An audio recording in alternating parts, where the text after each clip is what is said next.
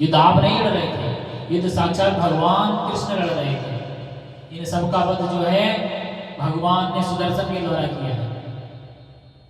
आप लोगों को तो भगवान ने केवल क्रेडिट दिया है, खाते में फ्री में पैसे डाल दिया। आप तो ऐसे ही इतरा रहे हैं कि सब कुछ आपने किया है, लेकिन मारने वाले भगवान हैं। भगवान ने केवल आपको श्रेय प्रदान किया है। तो भगवान युद्ध न करते हुए भी असुरों का संहार कर सकते हैं, तो धर्म की स्थापना कर सकते हैं। ये महाभारत के युद्ध से प्रमाण मिलता है। तो भगवान जब सुदर्शन को भेज के महाभारत के सभी योद्धाओं का वध कर सकते हैं, तो उन्हें धरती पर अवतार लेने की क्या आवश्यकता है? कोई कारण है फिर? क्योंकि भगवान ने तो युद्ध किया ही नहीं। और महाभारत कुरुक्षेत्र में जितने योद्धा थे कौरवों के पक्ष के, वो लगभग सभी मृत्यु को प्राप्त हुए। तो इससे यही निष्कर्ष निकलता है कि भगवान अवतार धारण करते हैं भक्तों को आनंद देने के लिए। इसी आनंद के क्रम में आगे की कथाएं चलती रहेंगी और मैया यशोदा भगवान के साथ बाल क्रीड़ाएं करते रहेंगे। और भगवान का नित्य क्रम यही चलता है। अभी क्या करते हैं, मैया यशोदा से कलेवा ग्रहण करते हैं, और जब तक भगवान के जागने का समय होता है उनके सखा दरवाजे पर आकर ऊधम करने लगते हैं। उन्हें आवाज नहीं लगाते हैं, नाचने कूदने लगते हैं, जिससे उनकी पायलों की आवाज आने लगती है। और पायल की आवाज सुनकर भगवान को पता लग जाता है कि उनके सखा आ गए हैं। और जब कभी नहीं जागते हैं तो मैया यशोदा कहती है कि लाला उठ जाओ, उठकर कुछ खा लो, कुछ कलेवा ग्रहण कर लो। मैंने आपके लिए भांति भांति के व्यंजन बनाए हैं, जो आपको अच्छा लगे उसे ग्रहण कर लो। थाली में जूठा रहने का संकोच मत करो, आपको जो भी खाना है वो खा लीजिए। इस तरह से मैया यशोदा भगवान से प्रेम पूर्वक विनय करती हैं, दुलार करती हैं और भगवान को उठते ही कुछ कलेवा ग्रहण कराती हैं। और भगवान थोड़ा बहुत खाते हैं और खेलने की मस्ती में अपने सखाओं के साथ में भाग जाते हैं खेलने के लिए, और नित्य नई नई क्रीड़ाएं करते हैं। उसी क्रम में मैया यशोदा भगवान को जगाती हैं और कलेवा कराती हैं। कहती हैं लाला उठ जाओ, आपकी सखा आपका प्रतीक्षा कर रहे हैं, कुछ कलेवा ग्रहण कर लो।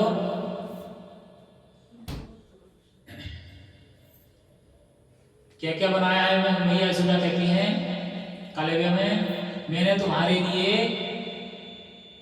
खारिक यानी खजूर लेके आई है, खोपरा लेकर, नारियल, खोपरा बोलते हैं नारियल, और खीरा लेकर आई है, केला और आम लेकर आई है, ईख का रस लेकर आई है, और अधौटा दूध लेकर आई है, श्रीफल, चिरौंजी, अमरूद, घेवर लेकर आई है, और ताजी सिकी हुई पूड़ियां लेकर आई है। जो आपको अच्छा लगे उसको ग्रहण करके हमें आनंद प्रदान करो। उसके पश्चात मैं तुम्हें पान खिलाऊंगी। भगवान भोग लगाया जाता है तो भगवान भोग में पान भी रहता है। उसके बाद कहती हैं वो तुम्हारी इच्छा है तो खा लो या छोड़ दो, जो भी बचेगा मैं उसको खा लूंगी।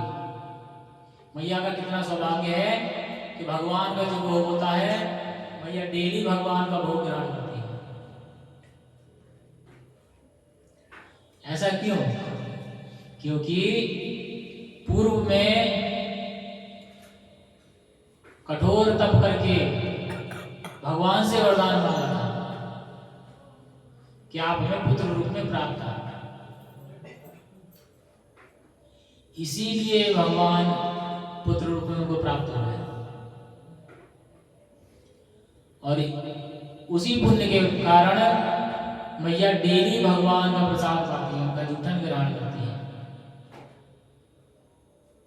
और भगवान थोड़ा बहुत खाते हैं और सखाओं के साथ भाग जाते हैं। बचपन में आपने खेल देखा होगा, क्या खेल खेलते बच्चे कि एक दूसरे को छू के भाग जाते हैं, फिर दूसरा बच्चा उसको पकड़ने के लिए दौड़ता है। यही भगवान क्रीड़ा करते हैं और उस क्रीड़ा में जो ग्वाल बाल हैं आपस में खेल रहे होते हैं और भगवान दूर खड़े होकर देखते हैं और बलदाऊ जी से कहते हैं, दाऊ मैं भी खेलूंगा, मुझे भी इस खेल में सम्मिलित करो। तो बलराम जी कहते हैं कि लाला अभी तुम छोटे हो, तुम्हें चोट लग जाएगी। भगवान जिद करने लगते हैं, कहते हैं नहीं मैं भी खेलूंगा, जो श्री दामा है वो मेरा बराबर का है, मैं उसके साथ खेलूंगा। श्री दामा कहते हैं चलो ठीक है, मुझे छूकर भागो। तो भगवान श्री दामा को छूकर दौड़ लगाते हैं। तो श्री दामा थोड़ा उनसे बड़ा रहता है, तो दौड़ते दौड़ते दौड़ते दौड़ते भगवान को पकड़ लेता है कि लो मैंने तुम्हें पकड़ लिया। तो जब भगवान को श्री दामा पकड़ लेते हैं तो वो चिढ़ जाते हैं कि तुमने क्या पकड़ा है, मैं तो खड़ा हो गया हूं। कहते हैं तुमने मुझे क्या पकड़ा है, मैं तो स्वयं खड़ा हो गया हूं। तो और सखा कहते हैं देखो चिढ़ गया, कन्हैया चिढ़ गया है। दाऊ जी कहते हैं तुम तो ऐसे ही बात बात में चिढ़ जाते हो, जब तुम हार जाते हो तो तुम अपनी हार स्वीकार नहीं करते हो, तुम बहुत झगड़ालू, तुम बहुत छल करते हो और तुम कोई अपने माता पिता के पुत्र थोड़े ना हो। तुम्हें तो ऐसे भैया मोल खरीद कर लाई है। अब तो भगवान का चेहरा पूरा लाल हो गया, गुस्से से आंख नेत्र उनके लाल हो गए और तुम जाओ, तुम अपनी माता के पुत्र नहीं हो। और भगवान क्रोध में वहां से भाग लेते हैं, दौड़ लगाते हैं। मैया यशोदा के पास जाते हैं, कहते हैं मैया तुम मुझे ही मारती रहती हो और बलदाऊ को कुछ भी नहीं कहती हो, वो बड़ा दुष्ट है, मुझे हमेशा खिजाता रहता है, कहता है तुम अपने माता पिता के पुत्र नहीं हो। भैया तो तुम्हें मोल खरीद कर लाई है, मूल्य देकर बाजार से खरीद के लाई है।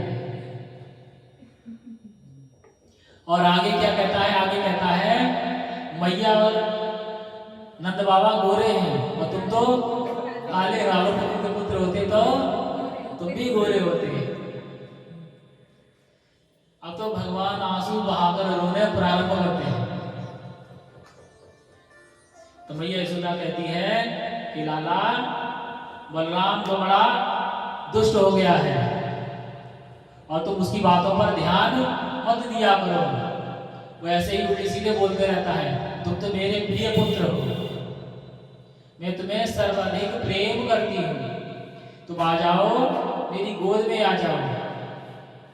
तुम्हें श्रम हो गया होगा, मैं तुम्हें कुछ भोजन करा देती हूँ। जब मैया यशोदा इस तरह से बातें, प्रेम भरी बातें करती हैं तो भगवान वो सारा झगड़ा, सारी लड़ाई भूल जाते हैं और मैया यशोदा की गोद में लेट जाते हैं और मैया के सुंदर मुख को देखकर मुस्कुराने लगते हैं और आनंद प्रदान करने लगते हैं। और मैया भी भगवान को मुस्कुराते हुए देखकर आनंद विभोर होने लगती है, भाव विभोर होने लगती है। तो इसी तरह से आनंद नित्य प्रति चलता रहता है। ब्रज के गोप गोपिकाएं और मैया यशोदा, नंद महाराज भगवान की बाल लीला का आनंद लेते रहते हैं और ब्रज में नित्य प्रति